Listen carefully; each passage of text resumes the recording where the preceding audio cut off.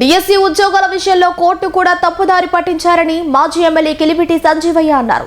జగనన్న పిలిస్తే సునామీలా జనం వస్తారని రాష్ట్ర కార్యదర్శి కామారెడ్డి సత్యనారాయణ రెడ్డి అన్నారు. నాయుడుపేట డిఎస్సిపై వైసీపీ చేపడుతున్న నిరసన శిబిరం నాయుడుపేట నుంచి మా ఛానల్ 9 ప్రతినిధి జయరాజ్ ఫేస్ టు ఫేస్. రాష్ట్ర వ్యాప్తంగా డిఎస్సిలో అక్రమాలు జరిగాయని ఒక పిలుపిచ్చింది వైఎస్ఆర్ కాంగ్రెస్ పార్టీ. ఆ పిలుపు మేరకు రాష్ట్ర వ్యాప్తంగా డిఎస్సి అక్రమాలపై నిలదీస్తూ వైఎస్ఆర్ కాంగ్రెస్ పార్టీ నిరసన దీక్షలు చేస్తుంది. అదేవిధంగా 10వ తేదీ ర్యాలీలు చేయమని చెప్పింది. ఆ ర్యాలీకి కూడా సిద్ధమవుతున్నారు. ఈ సందర్భంగా సూలూరుపేట నియోజకవర్గంలోని మనం నాయుడుపేటలో ఉన్నాం. సిఈసి సభ్యులు మరియు మాజీ డిసిసి అధ్యక్షులు కామిరెడ్డి సత్యనారాయణ రెడ్డి మనతో ఉన్నారు. ఈ ధర్నా కార్యక్రమం ఎలా జరుగుతుందో ఒకసారి అడిగి. డిఎస్సి పిలుపు మేరకు, జగన్మోహన్ రెడ్డి గారి పిలుపు మేరకు రాష్ట్రంలో ప్రతి నియోజకవర్గంలో జగన్మోహన్ రెడ్డి గారు ఒక పిలుపిచ్చారంటే దానికి కారణం ఉంటుంది. కారణం లేకుండా ఎప్పుడు ఆయన ఏ ఉద్యమం చేపట్ల. ప్రజల కోసం, పేద బడుగు బలహీన వర్గాల కోసం, డిఎస్సిలో నిరుపేదలకి, చదువుకున్న విద్యార్థులకి అన్యాయం జరిగింది. పేదలకి రియంబర్స్మెంట్ రావడం లేదు, ఫీజు రియంబర్స్మెంట్, నిరుద్యోగ వృద్ధి రావడం లేదు, పేద విద్యార్థులు స్కూల్లో టీసీలు కూడా ఇవ్వడం లేదు, కాలేజీల్లో ఇబ్బంది పెడుతున్నారు. డబ్బులు అయిన దానివల్ల 9,000 కోట్ల బకాయిలు నిండుకున్నాయి విద్యార్థుల తరఫున. ఇవన్నీ కూడా చెల్లించాలనే ఉద్దేశంతో మీరు ఇచ్చిన వాగ్దానాలకి మీరు కట్టుబడండి. డిఎస్పీ, మెగా డిఎస్పీ జరిపిస్తాం, ఉద్యోగాలు పక్షపాతం లేకుండా ఇస్తామని ఆనాడు లోకేష్ బాబు చెప్పడం. ఈనాడు స్పోర్ట్స్లో ప్యాకాట కూడా కలిపి, ప్యాక్ ముక్కలను కలిపి మీరు స్పోర్ట్స్ తరఫున 39 ఉద్యోగాలు అమ్మడం. అది కాకుండా ఏ రకరకాలైన ఆటల పోటీలు పెట్టి ఆటల పోటీల విద్యార్థులకు కూడా మీరు ఆ రోజు చెప్పకుండా ఈరోజు జీవో ఇవ్వడం, దాన్ని చంద్రబాబు నాయుడికి వర్తిస్తుంది. ఆ రోజు రాజశేఖర రెడ్డి గారు పరిటాల రవి కేసులో జగన్మోహన్ రెడ్డి గారు నిందితుడిగా చంద్రబాబు నాయుడు గారు అభియోగిస్తే నేను సవాల్ విసురుతున్నా, అసెంబ్లీ సాక్షిగా, నీకు దమ్ముంటే సిబిఐ ఎంక్వైరీ వేసుకో, నేను సిద్ధం. నా కొడుకు తప్పు చేసి ఉంటే జైలు పోయినా, ఉరిసిట్ చేసినా నేను జంకేది లేదు, నా కొడుకు తప్పు చేయలేదని చెప్పాడు. నీకు ఆ మొగతనం ఉంటే అసెంబ్లీలో నువ్వు సిబిఐ విచారణ చేయి. చంద్రబాబు, లోకేష్, నువ్వు రిజైన్ చేయి. దమ్ముంటే సిబిఐ విచారణ జరిపించిన తర్వాత నేను నిర్దోషితాన్ని నిరూపించుకో. అట్లా లేకుండా ఏడెవరో దండాలు చేసేవాళ్ళ మీద అవాకులు చవాకులు పేలుతూ, ఎక్కడన్నా రవిడిజం చేస్తూ, మా టెంట్లు కూలగొడుతూ, మా కార్యకర్తల్ని కొడుతూ రానికుండా ఈ దండాన్ని విఫలం చేయాలనుకున్నారు. జగన్మోహన్ రెడ్డి గారు పిలిపించారంటే మీరు ఎంతమందిని కొట్టినా, ఎన్ని ఇబ్బందులు పెట్టినా జనం సునామీలాగా వస్తూనే ఉంటారు. జనం ఎట్టి పరిస్థితుల్లోనూ వెనక దగ్గర కేసులకో, మీ కొట్లాట్లకో, మీ బెదిరింపులకో ప్రతి దగ్గర చూస్తున్నాం. ఇన్ఛార్జి ఒక స్టేట్మెంట్ ఇస్తాడు, ఎమ్మెల్యే ఒక స్టేట్మెంట్ ఇస్తాడు. డిఎస్సీలో అవకతవకలు జరగలేదని మీరు చెప్తున్నారు. మేము కూడా దాన్ని నమ్మాలంటే ఎట్లా చేయాలా? సిబిఐ విచారణ చేయండి. సెంట్రల్లో మీరే ఉన్నారు, స్టేట్లో మీరే ఉన్నారు. మాకు విద్యార్థులకు అన్యాయం చేయలేదు, మేము స్పోర్ట్స్ కూడా రూల్ ప్రకారం ఇచ్చాం, ఇవన్నీ కూడా అవకతవకలు జరగలేదు అని మీరు నిరూపిస్తే మేము కూడా దీన్ని వెనక్కి తీసుకుంటాం. మా పొరపాటుని మేము పొరపాటు చేసి మాట్లాడితే మేము వెనక్కి తీసుకుంటాం. మేము దాని మీద చర్చకి రమ్మంటేనే తోకముడిసి వెళ్ళిన పార్టీ మీది. మీరు లోకేష్ బాబుకి మా జగన్ సార్ వచ్చి ఆయనకు ఎదురుగా కూర్చొని సంజయ్ చేసిన అవసరం లే. పర్వతిరెడ్డి చంద్రశేఖర్ రెడ్డి చాలు, ఆయన ఆల్రెడీ పిలిపించాం. పర్వతిరెడ్డి చంద్రశేఖర్ రెడ్డి ఎమ్మెల్సీ, టీచర్స్ ఉపాధ్యాయ ఎమ్మెల్సీ ఆయన ఆల్రెడీ పిలిపించాడు. నేను వస్తా, ఏ సెంటర్ రమ్మన్నా నీకు బదులిస్తా, నువ్వు దానికి సాక్ష్యాలతో నిరూపిస్తాను, మీరు దాన్ని నిరూపించడని. నీకు దోవలేక, సిగ్గులేక, చెరవలేక నువ్వు అధికారాన్ని అడ్డపెట్టుకుని ఆ రోజు ఎన్టీ రామారావుని వెన్నుపోటు పొడిచి మిట్టమధ్యాహ్నం పార్టీ లాక్కున్నావు. ఈరోజు ప్రజలను వెన్నుపోటు పెడిచి తప్పుడు వాగ్దానాలు చెప్పి సూపర్ 6 సూపర్ హిట్ అంటూ ప్రజలను మోసం చేసావు నువ్వు, పవన్ కళ్యాణ్, బీజేపీ. ఈరోజు సూపర్ హిట్ లేదు, సూపర్ 6 లేదు, సూపర్ 7 లేదు. Utter flop Chandrababu. మీ వైఫల్యం మొన్న శ్రీకాకుళంలో కనబడింది, నిన్న పశ్చిమ గోదావరిలో కనబడింది, ఎక్కడ పోయినా కనబడుతుంది. ప్రజలు తప్పు చేశాం, మేము జగనన్న కోల్పోయినాం, జగనన్నకి నీరాజనాలు పలుకుతున్నారు జనం.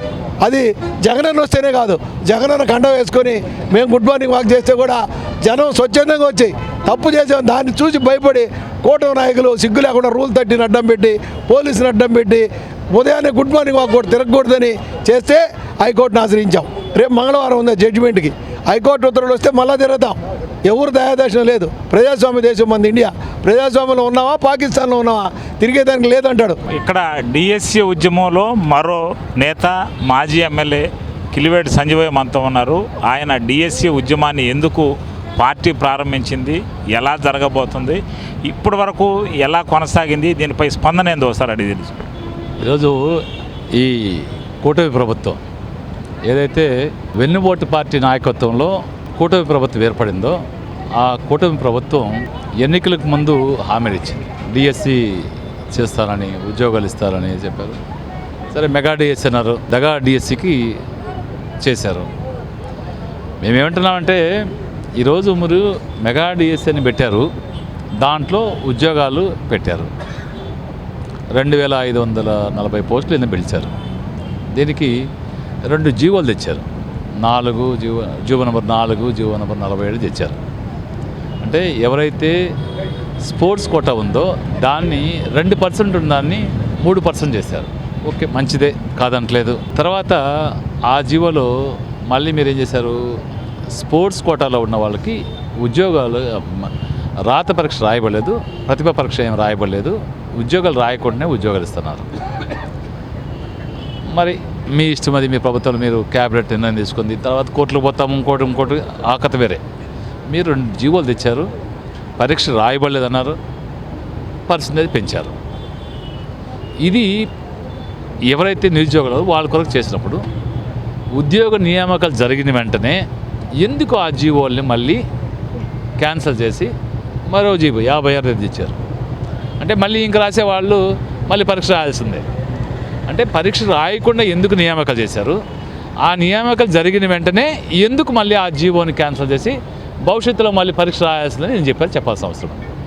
మేమేమంటారంటే మీకు అన్ని సోషల్ మీడియాలతో వచ్చింది, వీడియో క్లిప్పింగ్స్ ఉన్నాయి, వాయిస్ మెసేజ్ ఉన్నాయి. ఏమని 15 లక్షల నుంచి 20 లక్షల వరకు బేరసారాలు జరిగినాయి ఈ ఉద్యోగ నియామకాలు. దానికి నిగదల్చమన్నారు. దాన్ని ఏదో పెట్టారు. అది ఏదైనా ఫేక్ అనుకుంటే మీరు ఫోరెన్సిక్ పంపించండి, నిగదల్చండి.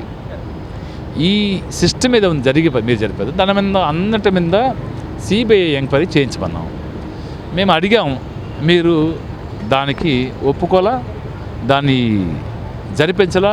కాబట్టి మన నాయకుడు జగన్మోహన్ రెడ్డి గారు ఎవరైతే ఈ డిఎస్సి ఎగ్జామ్స్ వల్ల దగా పడ్డారో, ఎవరైతే నిరుద్యోగులు ఇబ్బంది పడతారో వాళ్ళ పక్షాన్ని నిలబడి వాళ్ళకి న్యాయం జరగాలని మేము ఈరోజు ధర్నాలు చేసాం, ర్యాలీ చేసాం, ఈరోజు నిరాహార దీక్షలు కూడా చేస్తున్నాం. రేపు పొద్దున ఇంకో ర్యాలీ కూడా చెప్తాం. మా ఉద్దేశం ఏంటంటే నష్టపోయిన వాళ్ళకి, అన్యాయానికి గురైన వాళ్ళకి మేలు చేయమని. దాన్ని చేయకుండా ఈ దేశంలో ప్రజాస్వామ్యం ఒకటి నడుస్తూ ఉంది, ఒక రాజ్యాంగం ఉంది. ఎవరికైనా సామరస్యంగా నిరసన చేసే హక్కు ఉంది. రిలే నిరాహారదీక్ష చేసుకోవచ్చు, ఆమరణ నిరాహారదీక్ష కూడా చేసుకోవచ్చు. ఒక ఇష్యూ మీద ఆమరణ నిరాహారదీక్ష కూడా చేస్తారు. ఒకవేళ ఆ చేసే క్రమంలో ఒకవేళ ఇష్టం లేకపోతే ఇబ్బందులు జరుగుతున్నాయంటే వాళ్ళని హాస్పిటల్ తీసుకుపోయే పరిస్థితులు ఉన్నాయి. ఇంకోటి ఉంది.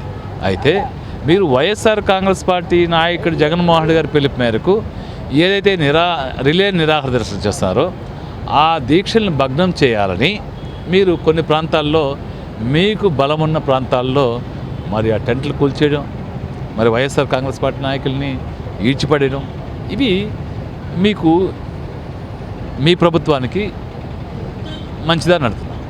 మరి చేయాలి. మేము ప్రజల పక్షాలను మేము 2 డిమాండ్ చేస్తున్నాం. అక్రమాలు నిగదల్చండి, సిబిఐ ఎంక్వైరీ చేస్తాం. ఈ 2 వేస్తే అయిపోతుంది. మీరు ఇటీవల కోర్టుకి వెళ్ళారు దీని మీద, సిబిఐ ఎంక్వైరీ ఏమని. కోర్టు రిజెక్ట్ చేసింది కదా, దీన్ని ఎలా తీసుకుంటారు?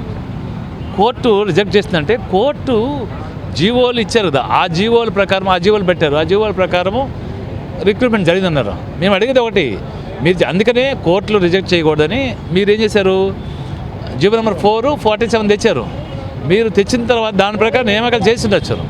మరి దాంట్లో గేములు పెట్టారు. మీరు ఆ జీవోలను ఏం చేశారు, అసలు ప్రతిభ ఆధారంగా పెట్టి ఏం చేశారు, మీరు ఎగ్జామ్ లేకుండా పెట్టి మేము అడుగుతున్నాము. బంగారు పథకం వచ్చిన జాతీయ క్రీడల్లో బంగారు పథకం వచ్చిన వాళ్ళకి ఉద్యోగం ఇవ్వకుండా జిల్లా స్థాయిలో పార్టిసిపేట్ చేసిన వాళ్ళకి ఉద్యోగం ఇచ్చారు. ఎందుకు ఇచ్చారని అడిగాము. మీరేం చేశారు, కోర్టు మీరే రుజువులు పెట్టారు కదా. వాళ్ళు ఒకటే దెబ్బ, మీరు మీ అధికారం మీ చేతిలో ఉందని ఎవరైతే ఆ బంగారు పథకం సాధించుకున్న వాళ్ళు అప్లై చేస్తున్నారు. మీరైతే చేస్తారు చెప్పండి. బంగారు పథకం వచ్చిన తర్వాత ఎగ్జామ్ లేదన్న తర్వాత ఆ పథకాలకు సంబంధించి సర్టిఫికేట్ పెడతారు లేదా? ఆ సర్టిఫికేట్ని చించి మూలపడేసి ఆయన పెట్టలేదు సర్టిఫికేట్ అంటున్నాను మీరు. అదే చెప్పారు కోర్టుకి. కోర్టుకి ఏదైతే రోజులు ఇచ్చారో ఆయన పెట్టలేదు, బంగారు పథకం వచ్చింది పెట్టలేదు కాబట్టి మేము ఏ పథకం లేడానికి ఇచ్చారన్నారు, పార్టిసిపేట్ ఇచ్చారన్నారు. మరి ఇది తప్ప కదా, కోర్టు ఇచ్చారు కాబట్టి చెప్తాం. దానికే మేము చెప్తున్నాం, వీటన్నింటి మీద ఎంకరేజ్ చేయాలంటున్నాం. మీరు గేమ్స్ ఏముందయ్యా, ఏది ప్యాక్ ఆట ఒకటి పెడతారా? మీరు ఏదైతే ఒరిజినల్గా గేమ్స్ ఉన్నాయో, వాలీబాల్ కావచ్చు, క్రికెట్ కావచ్చు, ఇప్పుడు ఇలాంటి గేమ్స్ ఏదైనా అనాదిగా ఏ గేమ్స్ వస్తున్నాయో ఆ గేమ్స్లో మీరు ప్రతిభగా ఉన్న వాళ్ళకి ఇవ్వండి. అసలుకి గతంలో స్పోర్ట్స్ కోటా ఉంది, 2% 3% చేశారు, మేము కాదంటలేదు. కానీ ఆ స్పోర్ట్స్ కోటా కూడా ఏదైతే ఉద్యోగ నియామకాల్లో ఏదైతే కోటాలు ఉన్నాయో, ఎస్సీకి రిజర్వేషన్ ఉంది, ఎస్టీ ఉంది, బీసీ ఉంది, మహిళకు ఉంది, మరి స్పోర్ట్స్ కోటా ఉంది, ఎన్సీసీ ఉంది, వీటన్నిటికి ఇస్తాం. అయితే ప్రతిభ అనేది, పరీక్ష అనేది, రిటర్న్ టెస్ట్ అనేది ఖచ్చితంగా చేస్తాం. మౌలిక పరీక్ష రాయాల్సిందే, దాంట్లో కట్ ఆఫ్ మార్క్ పెడతారు, ఆ కట్ ఆఫ్ మార్క్ ప్రకారము క్వాలిఫై కావాల్సిందే. వాటికి ఇవి అదనక బలం. ఏదైతే గేమ్స్ కోటాలో, స్పోర్ట్స్ కోటాలో ఉన్న వాళ్ళకి ఆ స్పోర్ట్స్ సర్టిఫికేట్లకి మరి బంగారు పథకం వస్తే 1 మార్కులు, కాంస్యం వస్తే 1, రజతం వస్తే 1, ఇట్లా మార్క్స్ ఇస్తాం. ఆ మార్కుల్ని ఈ ప్రతిభ ఆధారంగా క్వాలిఫైయింగ్ మార్కులు వస్తాయో దానికి యాడ్ చేస్తారు. యాడ్ చేసేసే విధానం అండి. అవి చేస్తే మీరు అనుకున్న వాళ్ళకి మీరు ఇవ్వలేరు కాబట్టి, మీరు అమ్ముకోవాలనుకున్నట్టు అమ్ముకోలేరు కాబట్టి ఎగ్జామే పడలేదు. ఎగ్జామ్ మౌలిక పరీక్ష తీసేశారు. మంచిదే, వాళ్ళకన్నా ఇవ్వాలి కదా, వాళ్ళకు కూడా ఇవ్వాలా?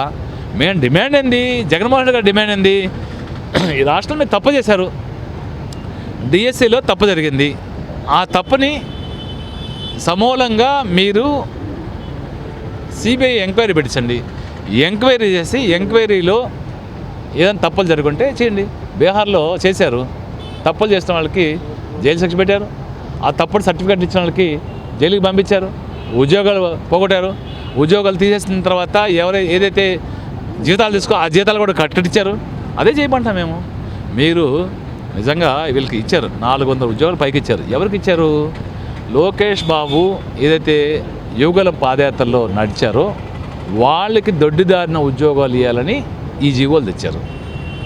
దాన్ని ఒప్పుకోండి. లోకేష్ బాబు చెప్తున్నారు కదా, భూమిని ఇచ్చినప్పుడు అడిగితే మా ఇష్టం, నేను ₹1 కూడా ఇస్తాను, ఫ్రీగా ఇచ్చేస్తాను. అది కూడా చెప్పు, నా ఇష్టం, నేను మంత్రిని, నేను జీవో పెట్టా, మా వాళ్ళకి కావాల్సిన ఉద్యోగాలు ఇచ్చా, మళ్ళీ తీసేసా, అది నా ఇష్టం అని చెప్పు. మళ్ళీ బుకాయింపు ఎందుకు? ఇది కూడా మేము న్యాయ పోరాటం చేస్తున్నాం. ప్రజల పక్షాన ఎవరైతే నిరుద్యోగులు ఉన్నారో వాళ్ళ పక్కన నిలబడి నిరాహార దీక్షలు చేస్తున్నాం, ర్యాలీలు చేస్తాం. ఈ ప్రభుత్వం ఏదైతే దున్నపోతు నిద్రపోతుందో దాన్ని మేలుకొల్పి ప్రజలకి, అంటే నిరుద్యోగులకి న్యాయం జరగాలని పోరాటం చేస్తాం. నిన్నటి నుంచి రిలే నిరాహార దీక్షలు 175 నియోజకవర్గాల్లో నియోజకవర్గ ఇన్ఛార్జీల ఆధ్వర్యంలో ఈ డిఎస్సి ఏదైతే జరిగిందో ఆ డిఎస్సిలో అవకతవకల మీద విచారణ జరిపించమని, అదేవిధంగా దానికి బాధ్యులైనటువంటి అధికారుల్ని సస్పెండ్ చేయమని, ఈ ఆంధ్ర రాష్ట్ర విద్యాశాఖ మంత్రికి ఎవరైతే ఉన్నారో ఆ లోకేష్ బాబు తక్షణం రాజీనామా చేయాలని, డిఎస్సి ఎగ్జామ్లో జరిగిన అవకతవకల మీద సిబిఐ విచారణ జరిపించాలని వైఎస్ఆర్ కాంగ్రెస్ పార్టీ తరఫున మేమందరం డిమాండ్ చేస్తున్నాం. ఏదైతే డిఎస్సి ఎగ్జామ్లో అవకతవకలు జరిగాయి అని స్పష్టంగా ఆధారాలతో సహా వైఎస్ఆర్ కాంగ్రెస్ పార్టీ నిరూపించినా కూడా ఈ మంత్రి పదవిని పట్టుకొని ఊరాడుతున్నటువంటి లోకేష్ బాబు గారికి నేను చెప్పేది ఏంటంటే, లోకేష్ బాబు గారు, మీరు నిష్పక్షపాతంగా డిఎస్సి ఎగ్జామ్ జరిపుంటే మీరే సిబిఐ విచారణని కోరండి, సిబిఐ విచారణలో మీ నిజాయితీ నిరూపించుకోండి, లేని పక్షంలో మీ మంత్రి పదవికి రాజీనామా చేయమని వైఎస్ఆర్ కాంగ్రెస్ పార్టీ తరఫున మేము డిమాండ్ చేస్తూ ఉన్నాం. నాయుడుపేటలో చేస్తున్న నిరసన కార్యక్రమంలో జరుగుతున్న వ్యవహారంపై ఇప్పుడే మన మాజీ శాసనసభ్యుడు కిలివేటి సంజీవయ్య మనకు వివరాలు తెలియజేశారు. అదేవిధంగా కామిరెడ్డి సత్యనారాయణ రెడ్డి వివరాలు తెలియజేశారు. ఈ పోరాటం ఇలాగే కొనసాగుతుంది, జగన్మోహన్ రెడ్డి ఇచ్చిన పిలుపు మేరకు ఈ పోరాటం కొనసాగుతుందని చెప్తున్నారు. కెమెరామెన్ జోషితో జయరాజ్, నాయుడుపేట.